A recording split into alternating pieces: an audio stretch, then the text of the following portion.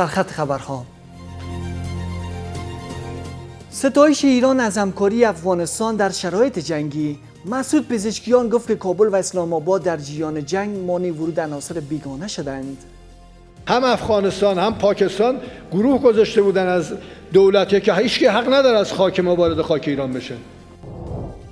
اعزام هیئت به بدخشان برای بررسی درگیری افتل. وزیر سرحدات گفت که عاملان حمله به غیر نظامیان مجازات خواهند شد. و اعلام پایان جنگ امریکا با ایران. دونالد ترامپ گفت که اما فشارهای اقتصادی ادامه خواهد داشت.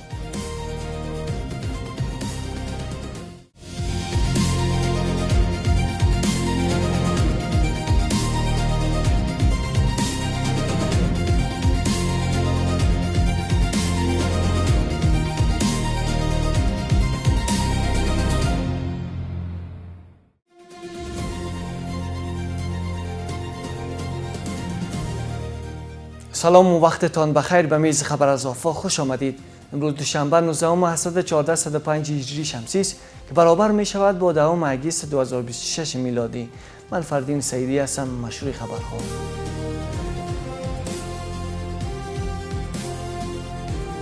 مسعود پزشکیان رئیس جمهور ایران میگوید که افغانستان و پاکستان در شرایط جنگی با تهران همکاری خوبی داشتند و مانع ورود عناصر بیگانه به ایران شدند. رئیس جمهور ایران در نشست خبری گفت که دو کشور برای کنترل وضعیت مرزی نیروهایی را در مناطق مرزی مستقر کردند. او افزود که با وجود تلاش‌ها برای ایجاد ناامنی در مرزهای ایران، کشورهای همسایه در برابر افرادی که قصد ورود از خاک آنها و ایجاد آشوب در ایران را داشتند ایستادگی کردند. برنامه این بود که حتی مرزها پاسگاه‌های ما را زدن. قرار بود این نیرو وارد کشور بکنن. خب نشد. یه طرفش ما زدیم.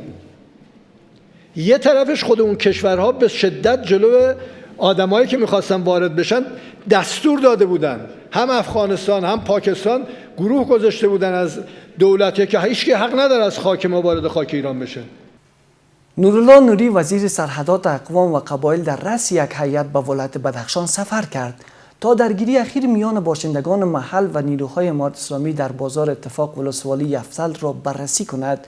وزیر سرحدات گفت که در صفوف امارت اسلامی جای برای تبعیض، قومگرایی، سمتگرایی و نژاد پرستی وجود ندارد و به مردم اطمینان داد که پس از بررسی همه‌جانبه افراد مسئول شناسایی و به پنجه قانون سپرده خواهند شد. در این درگیری ها شماری از افراد ملکی کشته و زخمی شدند.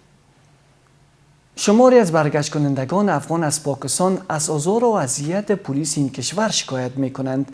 آنان می گویند که پلیس پاکستان با آنان برخورد ناپسند کرده و اجازه نداده که دارایی‌های خود را به کشور منتقل کنند. در همین حال شماری از آگاهان امور مهاجرت برخورد پاکستان با پناهجویان افغان را خلاف تمام نرم و پرنسیپ‌های جهانی دانستند. سالها در پاکستان به عنوان پناهنده زندگی کرد و آنجا روزگار گذراند. اما اکنون پس از اخراج دوباره به افغانستان بازگشته و میگوید که ترک خانه و زندگی که سالها در آن کشور ساخته بود برایش دشوار و پر از نگرانی است. این پناهجوی افغان اکنون با چالش‌های تازه برای آغاز دوباره زندگی در کشورش روبروست. او میگوید که پلیس پاکستان اجازه انتقال دارایی و وسایط خانه‌اش را به وی نداده است. او از تلخی‌های سالهای مهاجرت و رنج‌های ناشی از آزار و اذیت پلیس پاکستان حکایت دارد. اکنون با کوله‌باری از درد و مشقت به کشور بازگشته و داستان زندگیش را این گونه روایت می‌کند. ماشومان نیول جلو تیبل سبب پیسو پر خودل او کم کسان به پیسو پر خودل به روست بیا نور کسان که اچولاو خپ ډیر زیات افغانان یا چې غیر ناجایز غیر ناتعلقات ونیول. یکی دیگر از برگشت کنندگان که اکنون در کمپ عمری زیر خیمه شب و روز خود را سپری می کند از تلخی‌های مهاجرت و برخورد پلیس پاکستان روایت دارد. او میگوید که پلیس پاکستان قفل بکس‌هایش را شکسته و دارایی‌های خانواده‌اش را ضبط کرده است. زمونږ سره ډیر زیات ظلم وشو. زمونږ نه کورونه پات شو، بزرګانه پات کړه. کورونه هر څه رانه ونیول. منګه دغه سروالي وروالی رالو زمنګ سره دومره زیته وکړو کورونه رانه پات شو ورونو ته قلپونه رانه واچ. شماری از آگاهان امور مهاجرت برخورد پلیس پاکستان با پناهجویان افغان را خلاف تمام نرم و پرنسیپ‌های جهانی دانسته و از این کشور می‌خواهند که روند اخراج اجباری پناهجویان افغان را متوقف کنند. از جامعه جهانی و سازمان‌های بین‌المللی و نهادهای حقوق بشری می‌خواهیم که سکوت نکنند و حقوق و امنیت و کرامت انسانی پناهجویان افغان باشند و همچنین نباید پناهجویان افغان قربانی تصمیم‌های و سیاست‌های کشورهای همسایه و کشور پاکستان نیست. با گذشت سالها از حضور میلیون‌ها شهروند افغان در پاکستان، موضوع مهاجرت افغان‌ها همواره با تنش‌های سیاسی میان دو کشور گره خورده است. شماری از آگاهان امور مهاجرت میگویند که پاکستان در بسیاری موارد مسائل سیاسی و امنیتی را با موضوع پناهجویان افغان یکسان تلقی کرده و در نتیجه فشارها بر مهاجران افزایش یافته است. آنان تاکید دارند که پناهجویان نباید قربانی اختلافات سیاسی شوند و روند برخورد با آنان باید مطابق اصول و معیارهای بین‌المللی انجام شود. یونما در گزارش 38 صفحه‌ای تلاش‌های مقام‌های حکومت کنونی برای نظارت و پاسخگو قرار دادن نهادهای امنیتی از اگست 2021 به این سو را بررسی کرده است. این نهاد میگوید با وجود برخی اقدامات برای بهبود انضباط، کمبود شفافیت، باقی ماندن شمار زیادی از شکایت‌ها و ترس از اقدام تلافی‌جویانه روند پاسخگویی را با مشکل روبرو کرده است.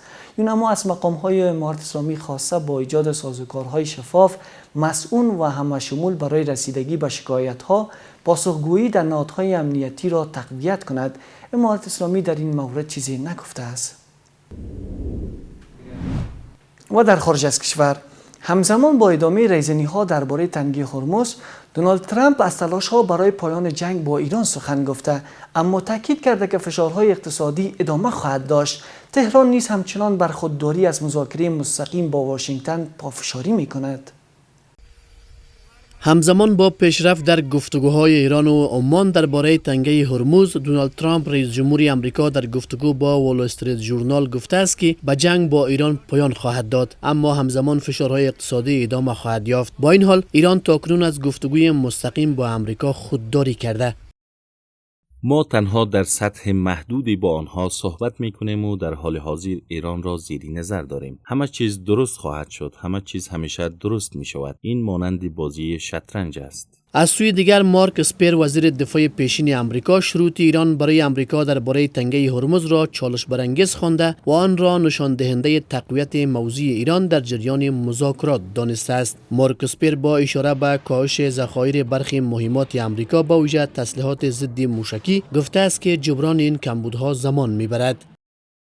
ذخایر برخی مهمات امریکا با ویژه تسلیحات ضد موشکی کاهش یافته است. جبران این کمبودها زمان میبرد و افزایش کنونی تولید در کوتاه مدت تأثیر قابل توجهی بر توانایی‌های نظامی واشنگتن نخواهد داشت.